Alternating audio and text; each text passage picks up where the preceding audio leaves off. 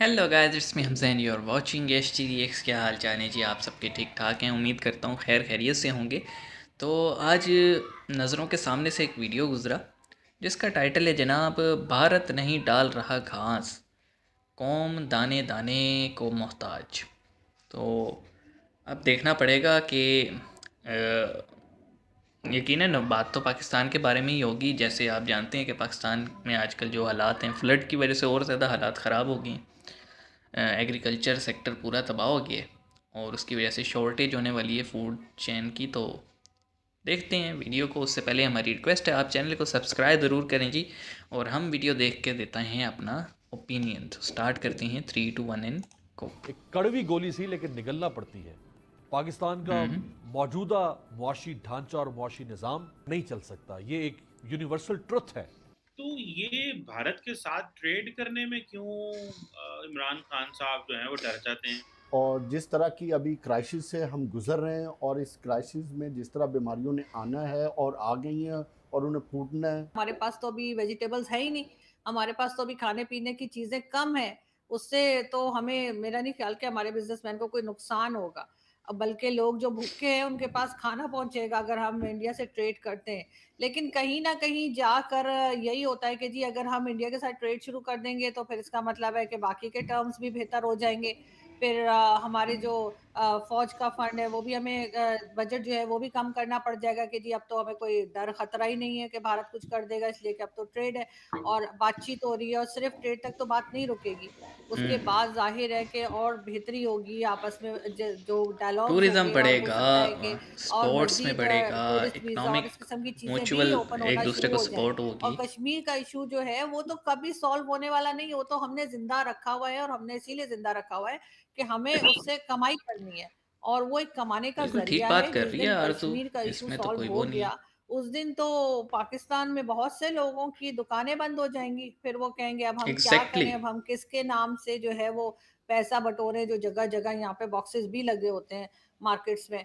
और ये जो है जिहादी तंज़ीमें या कहना चाहिए जो एक्सट्रीमिज़्म फैलाते हैं, मदरसे वाले उनके भी बॉक्सेस लगे होते हैं और वो कश्मीर के नाम पे फंड ले रहे होते हैं, कभी किसी नाम पे फंड ले रहे होते हैं। तो वो सब कुछ तो खत्म हो जाएगा ना, फिर तो कहानी कुछ और हो जाएगी।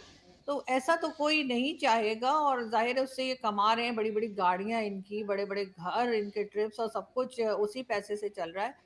तो ऑब्वियसली उनको तो ये सूट नहीं करेगा। और बाकी जहाँ तक इंडिया की बात है तो मुझे नहीं लगता कि इंडिया वाले को इतने ज़्यादा इंटरेस्टेड हैं। कल भी मेरे शो में कर्नल दानवीर सिंह आए थे तो वो कह रहे थे कि नहीं करनी चाहिए और उनके जैसे बहुत से लोग हैं जो ये बात नहीं मान रहे या नहीं पसंद कर रहे। उसकी एक रीज़न ये भी है ना कि हमारी साइड से बहुत बार जो है वहाँ पे गड़बड़ हुई है जिसको हमने माना नहीं है और ये और बात है कि सबको पता था, हमारे ना करने से कोई फ़र्क नहीं पड़ा। मगर फिर भी गवर्नमेंट डर भी नहीं रही है, लेकिन गवर्नमेंट को हो सकता है ये हो कि ज़ाहिर है अभी ये कोशिश कर रहे होंगे कि कहीं और से बंदोबस्त हो जाए तो ज़्यादा अच्छा रहेगा, क्योंकि भारत के साथ ज़ाहिर है कि ये टर्म्स अपने जो है खराबी रखना चाहते हैं। ये नहीं चाहते कि उस लेवल तक जाएँ कि जहाँ पे इनको ये कहना पड़े कि जी भारत हमारा दुश्मन नहीं है। बिल्कुल। मैडम, ये गड़बड़ आपने ज़िक्र किया कि पाकिस्तान की तरफ से भारत में हुई है। तो आप समझती हैं कभी भारत की तरफ से भी पाकिस्तान में गड़बड़ हुई है कि यहाँ की ये वन साइडेड है, ये पाकिस्तान जो है वो हमेशा इंडिया को तंग करता रहता है और मामलात ख़राब करता रहता है। पाकिस्तान ने भी बड़े सारे जो हैं वो जगहों पे बात की है, तो आप इस स्टोरी को किस हद तक सही मानती हैं? देखिए पाकिस्तान की तरफ से तो कई चीज़ें हो चुकी हैं ना, चाहे वो पुलवामा हो, चाहे वो मुंबई अटैक्स हों और इस किस्म के जो अटैक्स वो बात करते रहते हैं, वो सब हैं, रिकॉर्ड पे मौजूद हैं। और ये नहीं कि मैं कह रही हूँ, बल्कि सभी कह रहे हैं और ये चीज़ साबित भी हो चुकी है कई जगह। लेकिन भारत की तरफ से ज़ाहिर है कि अगर दोनों तरफ की एजेंसीज़ जो हैं, उनका वो तो ये काम करती होंगी कि कुछ ना कुछ हो सकता है बलूचिस्तान में लोगों को भेजते हों या कुछ करते हो, जो कि बड़ा मुश्किल है, उनको ज़रूरत नहीं है। क्योंकि जो हालत हमने अपनी कर ली है और जिस तरह से हमारी इकोनॉमी भी जो है वो खराब हो चुकी है और बाकी सारी चीज़ें जो हमारी चल रही हैं, सारी दुनिया हमसे अलग है, कोई हमें लिफ्ट नहीं करा रहा। तो उसके लिए भारत को कुछ करने की ज़रूरत नहीं, हम खुद ही अपने लिए काफ़ी हैं। लेकिन ज़ाहिर है कि इंडिया को अगर जहाँ मौका मिलेगा तो कुछ ना कुछ पाकिस्तान में भी होता ही होगा। मैं ये नहीं कह रही कि सिरे से कुछ नहीं होता होगा, वो बिल्कुल कहते होंगे नहीं, नहीं हम साइड पर हैं। लेकिन इतने उस स्केल पे नहीं है जिस स्केल पे पाकिस्तान से कहा जाता है और बाकायदा है, पहले तो हाफिज सईद वगैरह अनाउंस किया करते थे कि जी हम यहाँ से लड़के तैयार करके भेजेंगे कश्मीर में।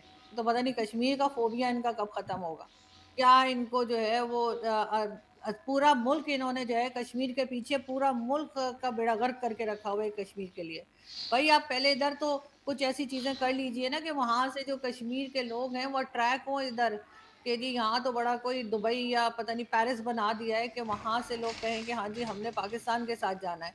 यहाँ पे लोगों के पास खाने को नहीं है, एजुकेशन नहीं है, कोई चीज नहीं है। उनके लोग उठ उठ के या के जो है वो कभी किसी कंपनी में जाके सीईओ लग जाते हैं, कभी कहीं हमारे कहीं नजर नहीं आते, सिवाय घूमते फिरते टहलते सिर्फ यूरोप में दिखते हैं। बाकी तो कोई हमें कहीं नजर नहीं आता है कोई खास पोजीशन पे। तो सर ये सारी चीजें काउंट होती हैं और मेरा ख्याल है पाकिस्तान को इस वक्त कम से कम 5 से 10 साल के लिए कश्मीर को साइड पे रख देना चाहिए। और इस वक्त जो हालत हमारी हुई हुई है कि बिल्कुल 70% बलूचिस्तान जो है वो भी पानी के अंदर है, सिंध का बुरा हाल है, केपीके का बुरा हाल है, बहुत सी फैमिलीज ऐसी हैं जिनको मैं पर्सनली जानती अच्छा हूँ। जी, तो आरज़ू काज़मी और कमर चीमा, कमर चीमा ही है ना नाम इनका, जो भी है ये डिफेंस एनालिस्ट अपने आप को कहलवाते हैं। देखें जी, for the very first time Arzoo Kazmi की जितनी बातें हैं, जितनी स्टार्टिंग से लेके एंड तक, मैं उन सब से एग्री करता हूँ। उसकी वजह यह है जनाब कि आप इंटरनली इतने ज़्यादा डिवाइड, इतने ज़्यादा वीक हो चुके हैं कि बाहर से किसी को ज़रूरत नहीं है आपको आके लड़वाने की। आपने डेवलपमेंट नहीं की। बलूचिस्तान आपका पहले ही बहुत बुरी कंडीशन में था, क्योंकि जितना भी बलूचिस्तान को पैसा मिलता है वो वहाँ के सरदार, बुकटी और जितने बड़े बड़े लोग बैठे हैं वो खा पी लेते हैं, आवाम को कुछ मिलता नहीं था। और उसी वजह से वो हमेशा रेजिस्टेंस करते थे। देखो यार, मेरे घर से गैस पाइपलाइन जा रही है और मुझे गैस नहीं मिल रही, कमाल बात नहीं है। मेरे घर से गैस का कुआं निकला है और मुझे गैस नहीं मिलेगी, बाकी पूरे मुल्क को मिलेगी। तो डेफिनेटली मेरे दिल में तो आएगी ना कि या तो मैं ये क्यों उड़ा दूँ, या तो मुझे मेरा हक दे दो। तो बलोच बिल्कुल ठीक बात करते हैं। हाँ, तरीका मुख्तलिफ हो सकता है, तरीका ऐसा हो सकता है जिससे हम एग्री ना करें, लेकिन बलोच अपना हक मांगते हैं और कुछ नहीं मांगते।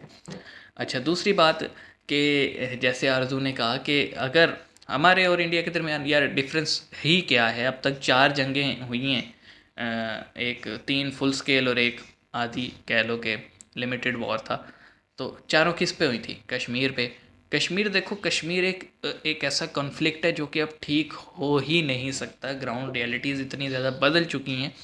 जो इस साइड पे कश्मीरी हैं वो अपने आप को हमेशा ही पाकिस्तानी कहेंगे, जो उस साइड पे कश्मीरी हैं सिर्फ चंद एक इलाकों को छोड़ के बाकी पूरा जो है लद्दाख हो गया, लेह हो गया, और जो ऐसे जम्मू का इलाका है वो वहाँ वो अपने आप को वो इंडियन कहते हैं। वो कभी भी नहीं कहते कि हम कश्मीरी हैं।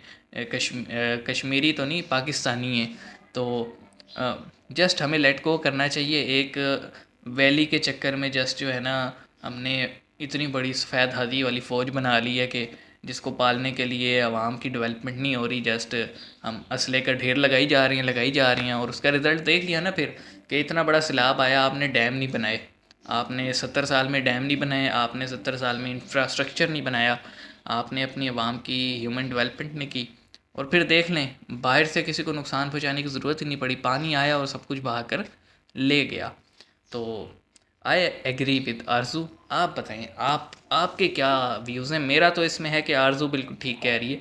हाँ, दोनों साइड पे होता होगा यार। एजेंसीज़ का काम क्या होता है? दूसरे अपने थ्रेट कंट्री जो होती है उसको तंग करना।